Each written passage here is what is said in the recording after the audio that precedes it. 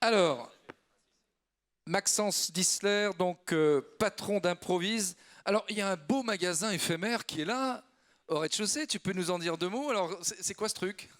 C'est même un magasin. C'est toi qui l'as fabriqué? Absolument. C'est même un magasin sans fil en fait, qui fonctionne sur batterie, et qui fonctionne en 4G. Donc il peut être en plein milieu des Trocadéro, n'importe où, en plein milieu de nulle part. C'est un magasin qui fonctionne, qui est fonctionnel, qui fait du chiffre d'affaires et de la rentabilité.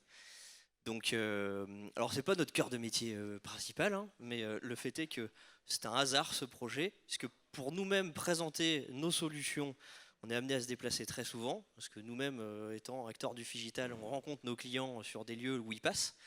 Donc on a fait ce projet à la base pour présenter nos technologies, et en fait nos clients adorent. Ils disent mais c'est génial ce truc-là, on peut, c'est sur roulette, c'est dans un flycase, ça rentre dans un camion, on le met dans la rue, ça marche sur batterie pendant 7 heures, et c'est une boutique qui fait du chiffre d'affaires.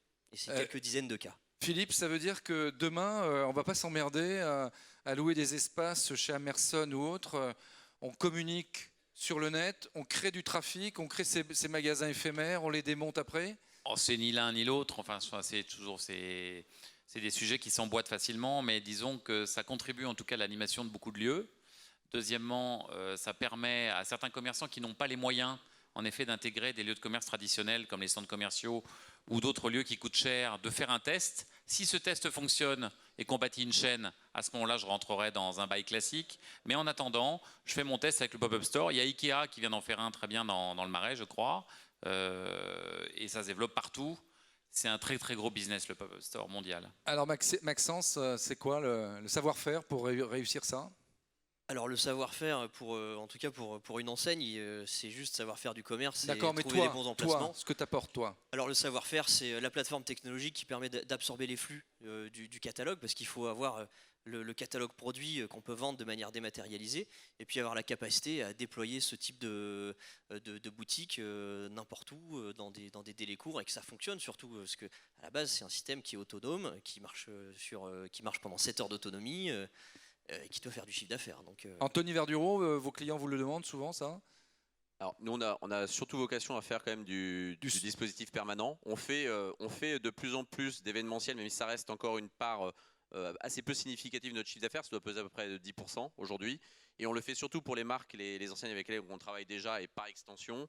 Par contre, on a des demandes assez récentes.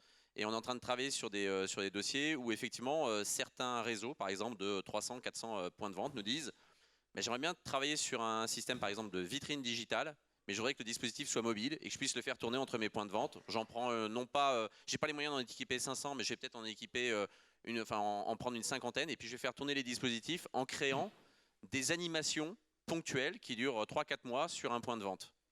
C'est l'idéal pour un test marché. Il y a un groupe américain qui arrive bientôt, là, qui a 6000 ou 7000 points de vente dans le monde, et qui va arriver à faire 3 pop-up stores en France là, dans quelques mois. Et c'est vrai que pour eux, ils disent, voilà, moi je fais marcher ça pendant 3-4 mois. Si ça marche, je fais 350 magasins dans la foulée. Donc en fait, c'est un bon buzz d'entrée. On arrive à renifler, savoir si le marché est bon sur un produit. Et puis après, derrière, on enchaîne sur des locaux classiques. Et puis un tour de France de pop-up store. On peut penser aussi au tour de France de pop-up store, d'aller de ville en ville. Maxence? C'est aussi un moyen d'être présent dans des lieux où on ne pourrait pas être présent avec une boutique classique. On a un client par exemple qui est dans le domaine du jouet. Pour ouvrir un magasin de jouets, ça se compte en millions. C'est 1 million d'euros qu'il faut mettre sur la table, et on s'engage sur jusqu'à 9 ans. C'est des bails 3, 6, 9. Il ne faut pas se planter. On leur propose et puis après, il faut faire venir les clients en boutique. Là, on leur propose un système qui, pour quelques dizaines de cas, ils peuvent aller se mettre dans des endroits où leur cible se trouve. Et où se trouve la cible d'un magasin de jouets? C'est des parents qui ont des enfants. Par exemple, dans des centres d'attractions couverts, où le mercredi après-midi, vous avez des familles qui sont là et qui sont à table en train de regarder leurs enfants jouer dans les boules et sur les trucs gonflables. Ils sont là pendant 3 heures à lire leur journal et à les regarder. Au parc Monceau. Oui. Voilà, c'est leur cible. C'est leur cible. Et là, faire du pop store dans ce genre d'endroit-là devient intéressant. Alors, Éric Le Bailly, notre expert, qu'est-ce que t'en penses, toi? J'en pense que c'est un bon moyen aussi pour les industriels de tester le commerce. Donc évidemment, la fonction de test est quelque chose de majeur, et c'est ce qu'on appelle le go retail pour des industriels. Qu'on soit, je sais pas, qu'on vende des glaces ou n'importe quel autre produit de grande conso, Il y a une vraie tentation en ce moment d'aller dans le retail, sauf que c'est un métier à part. Il y a les industriels et il y a les retailers. Et quand on n'a pas l'ADN du retail, il y a la solution comme ça de faire un pop-up store. Il faut être bien accompagné quand même pour faire ça. Et pourquoi est-ce que tout le monde fait ça? Il y a des exemples quand même de réussite, comme Lego qui, depuis, on le sait, a un grand succès en termes de magasins déployés. Alors, moi, je rejoins totalement ce que vient de dire Eric Lebailly, parce qu'on a eu cette expérience qu'on a vécue, par exemple, pour Diageo. Donc, c'est un industriel qui vend des alcools et qui nous a demandé, en fait, de concevoir avec eux un pop-up store de façon à pouvoir prendre la parole en grande distribution, donc dans les grandes surfaces, pour promouvoir au travers d'une mécanique de jeu soutenu par le digital, avec des instants gagnants, des lots, etc., de pouvoir effectivement prendre la parole avec un système qu'on a fait tourner pendant 2 ans. Donc on a fait 2 dispositifs pop-up store complètement digitalisés. On les a fait tourner pendant 2 ans sur une trentaine de centres commerciaux. Alors quelqu'un qui l'a fait concrètement, c'est Iceroll. Bonjour. C'est Quentin Bourdonnet. Alors il y a des images que vous allez nous commenter. Donc vous êtes le président responsable franchise de Iceroll, qui est une start-up ayant lancé en 2014 un concept de création de glace sur plaques réfrigérées.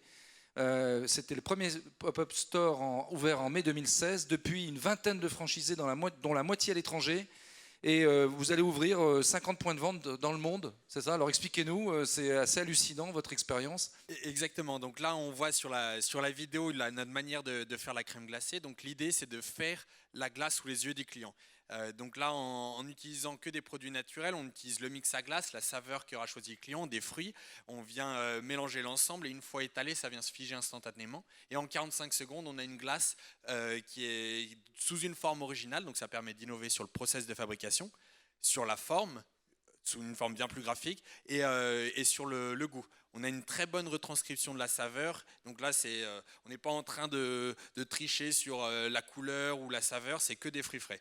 Donc ça, c'est le produit qu'on a lancé dans un premier temps sur l'événementiel. Donc là, vous avez dit, pas de magasin physique, on va créer que des pop-up stores et on va entraîner nos franchisés dans l'histoire. Voilà, exactement. Donc, début 2015, on lance l'offre événementielle, faites des prestations de services lors d'événements. Et le fait de faire des événements, on a dit, il y a de plus en plus de gens qui nous disent, tiens, moi je voudrais, où est-ce qu'on peut vous retrouver et tout. Donc là, on dit, bon, potentiellement, il y aurait le pop-up store. En parallèle de ça, il y a eu des gens qui disent, moi je veux faire ce que vous faites. Donc là, on va dire, bon, est-ce que si on ouvrait la franchise, donc là, c'est ce qu'on a appelé Iceroll Family. Et donc là, ça permet à n'importe qui de lancer son activité à moindre frais. Donc voilà, avec quelques visuels, avec un stand qui fait 1,30 m, donc on va pouvoir arriver sur les centres commerciaux ou sur des pop-up stores. Exactement. Philippe Lehartel. C'est très collaboratif, c'est très communautaire, donc bravo. Vous êtes né après 94 sûrement, non? Oui. Voilà, donc aujourd'hui, c'est ceux qui sont nés avant 94 et après 94. Donc bravo pour l'initiative. En effet, c'est un marché sans fin, parce qu'en fait, vous allez pouvoir faire les saisons.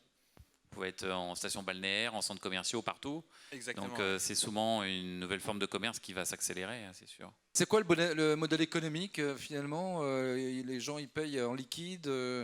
Donc vous rémunérez comment? Donc les franchisés arrivent, ils achètent la marque. Donc voilà, donc nous on voulait quelque chose de très simple à l'usage. Donc sur le contrat, c'est un contrat de concession exactement où les gens vont acheter le matériel, se former chez nous et se fournir chez nous au niveau du consommable.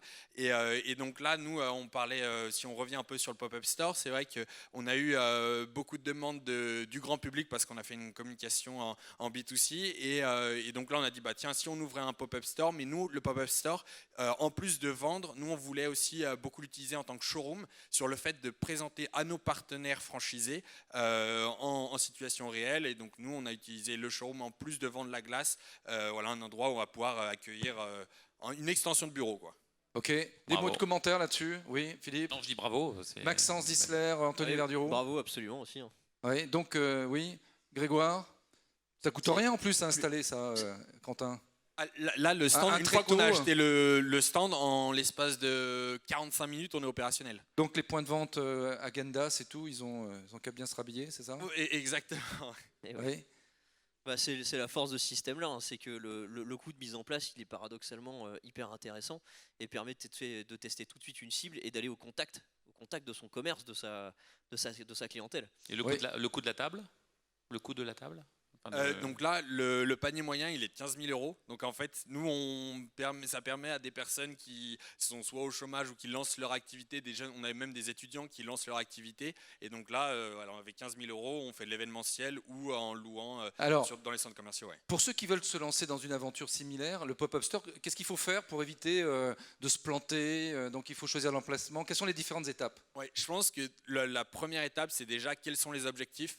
Qu'est-ce qu'on veut faire avec ce pop-up store? Est-ce qu'on veut vendre, gagner de l'argent, ou est-ce qu'on veut faire de la communication, ou est-ce que là, nous, c'était cette extension de bureau. Donc déjà bien définir les objectifs. Et une fois qu'on sait ce qu'on veut faire avec ce pop-up store, c'est effectivement bien s'entourer. Et donc nous, c'est vrai que le gros défi, c'était l'emplacement. Parce que nous, on ne vient pas du monde du retail. Vous avez bien retrouvé, on retrouve bien ça. C'est que le retail, c'est un métier qui est extrêmement compliqué. On sait faire des stands et faire de la glace, mais après, comment on le distribue, ça a été un vrai défi. Et donc, c'est ça, c'est les objectifs. Après, on trouve l'emplacement qui est déterminant au niveau de la glace. Et après, c'est comment on aménage, même si nous, c'était très succinct. Il y avait quand même de l'aménagement à faire. Ouais. Les problèmes d'autorisation, les problèmes de sécurité, d'assurance et tout, comment vous les réglez? Au niveau de l'hygiène, nous, c'est vrai que nous, il y a eu beaucoup de problèmes avec la DGCRF, beaucoup de contraintes. Donc nous, c'est vrai qu'au niveau du pop-up store, il y avait quand même des choses à mettre en place. Et après, sinon, on travaille avec des personnes qui gèrent justement, des agences qui gèrent justement les pop-up stores. D'accord, les villes, les municipalités, les centres-villes, ils sont ouverts à ce genre de